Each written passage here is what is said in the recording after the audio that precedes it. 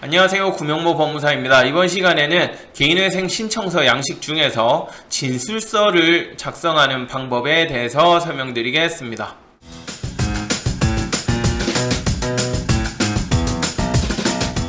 여기 보시면 진술서 양식인데요. 1번 최종 학력이 써 있습니다. 이 부분에는 비어 있지만 마지막으로 졸업한 학교, 대학교 또는 고등학교를 기재하시면 되고요. 이 부분에는 졸업을 했는지 아니면 중퇴를 했는지를 기재하시면 됩니다. 2번 보시면 과거 경력이 써 있죠. 과로가 중요한데요. 최근 경력부터 기재하시면 돼요. 기간 2017년 3월 1일부터 언제까지 근무를 했으면 근무라고 기재를 하시면 되고요. 그 다음에 업종은 어떤 업종에 근무했는지, 직장 이름은 무엇인지, 직위는 무엇이었는지 등을 기재하는데요. 여기에는 한 칸밖에 없지만 당연히 여러 회사를 거쳐서 경력을 쌓으신 분들도 있으시겠죠. 그러면 이 칸을 늘려서 사용을 하시면 되는 겁니다. 3번 보시면 과거에 결혼을 했는지 또 이혼을 하셨는지를 기재하는데요. 누구와 결혼 또는 누구와 이혼이라고 기재를 하시고 기간도 쓰셔야 돼요. 몇 년 몇 월 며칠에 누구와 결혼했는지 또는 이혼을 했다 이렇게 기재를 하시면 됩니다.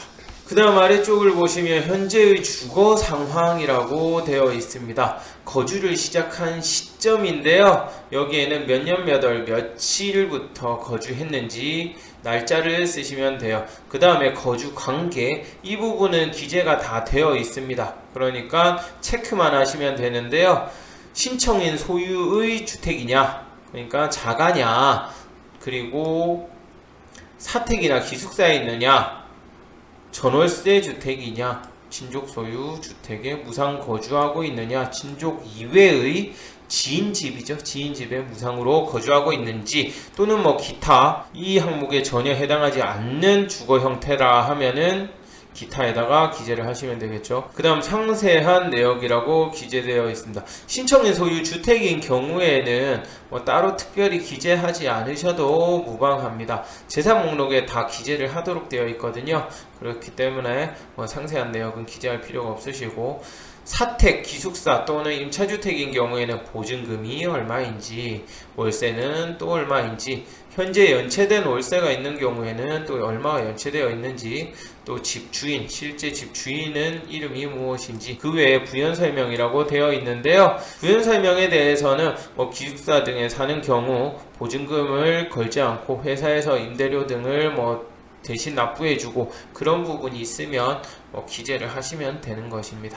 그 외에 친족 소유 주택의 무상거주 부분에 보면 소유자가 누구인지 또 무상거주한다면 무슨 관계이길래 무상거주를 하는 것인지 등을 기재하도록 되어 있습니다. 그 아래쪽에 보시면 이 부분이 좀 중요해요. 기읍 또는 리을항을 선택한 분은 주택의 등기부등본을 첨부하여 주세요. 라고 되어 있잖아요. 그러니까 소유자가 누군지 확인하겠다 이거예요. 실제 신청인 소유인지 그리고 실거래 신고했으면 그 금액은 얼마인지 친족 소유 주택이면 친족이 맞는지 등 보겠다는 거고 니은 디귿항을 선택하신 분은 임대차 계약서, 전월세 계약서죠. 그리고 또는 사용 허가서 사택이나 기숙사에 계신 경우에는 사용 허가서가 있으면 첨부하여 주세요 라고 되어 있는데 소규모 회사의 경우에는 사용 허가서 이런 걸 작성을 안 해요. 그럴 경우에는 따로 제출하지 않으셔도 무방합니다. 리을 또는 미음항 리을 미음항을 선택하신 분은 소유자 작성의 거주증명서를 첨부하여 주십시오. 리을 미음 보면 무상거주죠. 특징이 둘 다 무상거주니까 이 경우에는 무상거주 확인서라고 양식을 하나 드리면 거기에다 집주인분이 작성을 해서 간단하게 작성할 수 있거든요. 작성한 서류를 법원에 제출하면 됩니다. 또 아래쪽을 보겠습니다. 부채 상황이 있죠. 부채 상황에 대해서는 채권자로부터 소송이나 지급 명령, 전부 명령, 압류, 가압류 등을 받은 경험이 있느냐? 있으면 있음, 없으면 없음이라고 기재하면 되고요. 채무가 얼마나 있고 또 어떤 상황 하에서 빚을 주로 졌는지 등을 보려는 거고요. 위 내용란에는 소송, 지급 명령, 압류 등으로 그 내용을 기재합니다. 내역란이죠. 이 부분.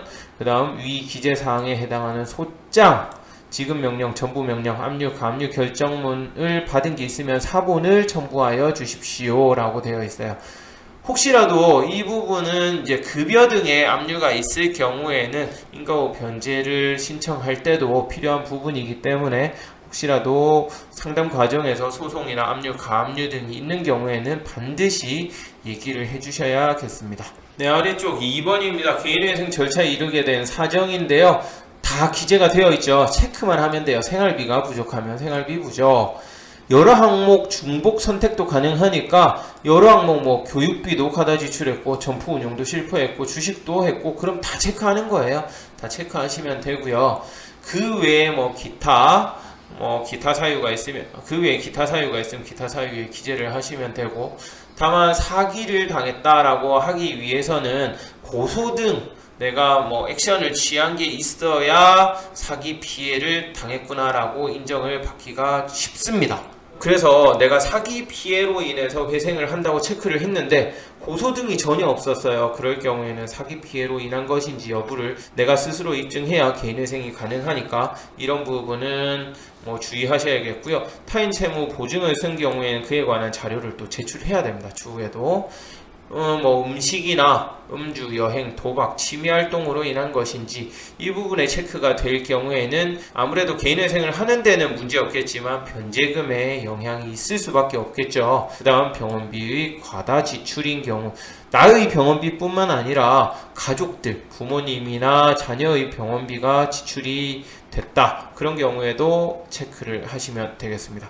이 부분에 대해서는 음주, 도박 등에 대해서 뭐 개인회생하는데 변제 금액이 조금 늘어날 수 있다는 사정으로 이를 숨기려고 체크를 하지 않거나 하면 추후에 오히려 더 큰 불이익을 받을 수 있으니까 회생 상담 하실 때만큼은 사실 그대로 말씀을 해주셔야 어떻게 회생이 진행이 될지 설명을 들을 수 있겠죠. 그 다음 3번입니다.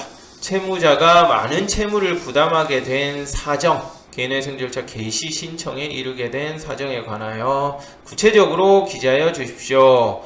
추가 기재 시에는 별지를 이용하시면 됩니다. 별지라 하면 그냥 별도 종이에요. 별도 종이에다가 쭉 써달라 이거예요. 이게 보통 저한테 상담을 오시면은 제가 진술서라고 해서 샘플을 하나 드리는데 그걸 보고 참고해서 작성을 해주시는 건데요. 내가 왜 빚을 지게 됐고 또 결국에는 못 갚았으니까 개인회생을 하게 됐겠죠. 그래서 왜 못 갚았는지 그런 것을 기재하는 것입니다. 그래서 A4 용지 한 장에 따로 해서 자필로 쓰셔도 되고 컴퓨터로 쳐서 작성해서 제출하셔도 무방합니다. 그리고 별지로 기재할 경우엔 별지 기재라고 따로 이렇게 쓰도록 되어 있는데요.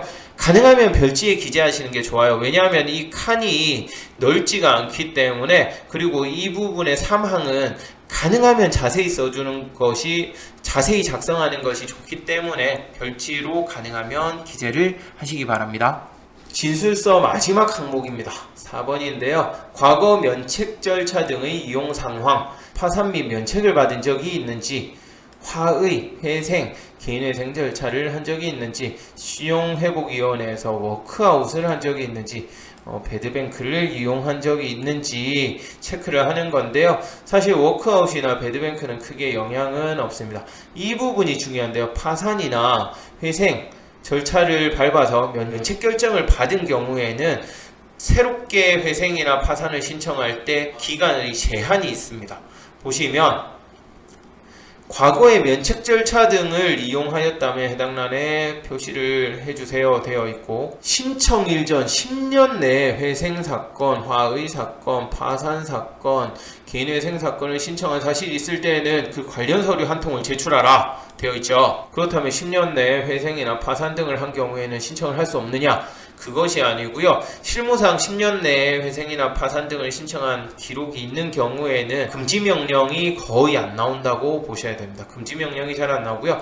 그 외에는 그 회생 및 파산 등의 사건 기록을 법원에서 요구를 해요. 그래서 당시에는 어떤 사유로 회생 파산 등을 신청했고 현재와는 또 어떤 차이가 있는지 등을 확인하는 용도로 자료 제출을 요구하게 됩니다. 10년이 넘은 경우에는 법원에서 따로 자료를 요청하는 경우는 거의 없다고 보시면 됩니다.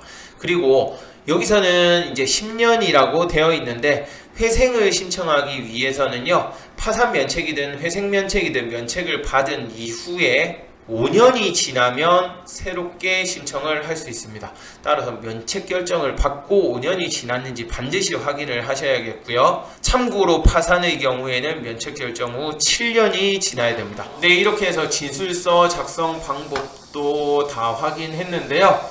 마지막은 변제 계획안입니다. 이 변제 계획안 때문에 개인이 직접 신청하는 것은 상당히 어려운 것이 사실입니다. 다음 시간에 변제 계획안에 어떤 사항이 기재되는지 또 어떤 식으로 작성이 되는지 설명드리도록 하겠습니다. 이상 구명모 법무사였습니다. 감사합니다.